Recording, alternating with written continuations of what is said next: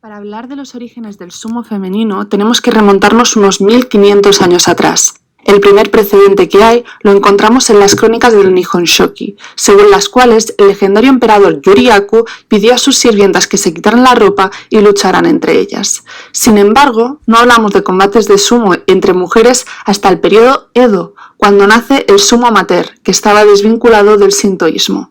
Es en este momento cuando surge el Onasumo, como espectáculos eróticos de sumo femenino que solían practicarse en los prostíbulos, pero que en 1744 fueron censurados.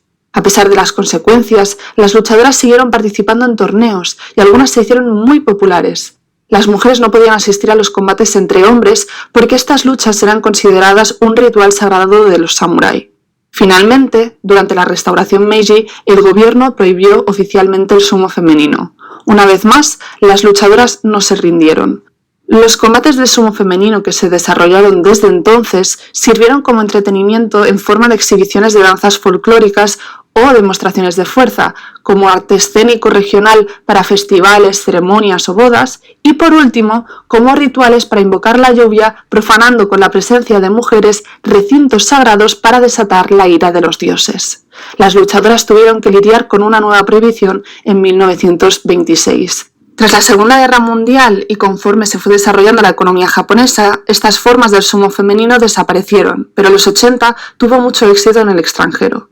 En 1992 nacía la Federación Internacional de Sumo, que, al estar desvinculada de la Asociación Japonesa, pudo incluir una categoría femenina.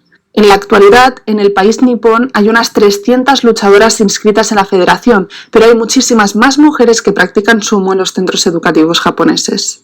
Desde la primaria hasta la universidad existen clubes de sumo amateur en los que se organizan ligas y combates mixtos. Las luchadoras Miku Yamanaka y Hiyori Kon empezaron a practicarlo en la guardería y en la primaria, y cada vez está ganando más popularidad y visibilidad entre las jóvenes, aunque las que lo ejercen están muy estigmatizadas. El sumo es considerado un deporte nacional ancestral que encarna valores tradicionales como la jerarquía, la disciplina, el sacrificio y el honor, y por este motivo el gobierno lo ha promovido junto con otras artes marciales en el Plan de Estudios de Japón. El lema de la política educativa japonesa de los últimos años era el respeto por la tradición y la cultura japonesa, y la asociación se escuda en la preservación de la tradición para no permitir el acceso a las mujeres al sumo profesional. Pero como indicaba Lee Thompson, el sumo moderno no es el mismo que se practicaba hace más de 2000 años. Como todos los deportes, el sumo ha evolucionado a la par que la sociedad, recibiendo influencias occidentales, cambiando algunas de sus reglas e incluso algunos de sus rituales. De hecho, Thompson apunta que el sistema de campeonatos es una invención moderna.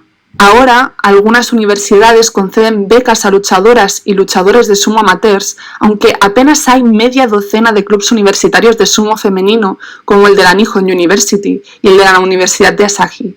A través de estos clubes, los luchadores hombres con más éxito pueden acceder al sumo profesional desde la tercera división y labrarse una carrera, al contrario que las mujeres, que una vez terminan sus estudios, no tienen posibilidad de continuar. そうですね。相撲を仕事にするっていうのは今のところできている選手はいないですね。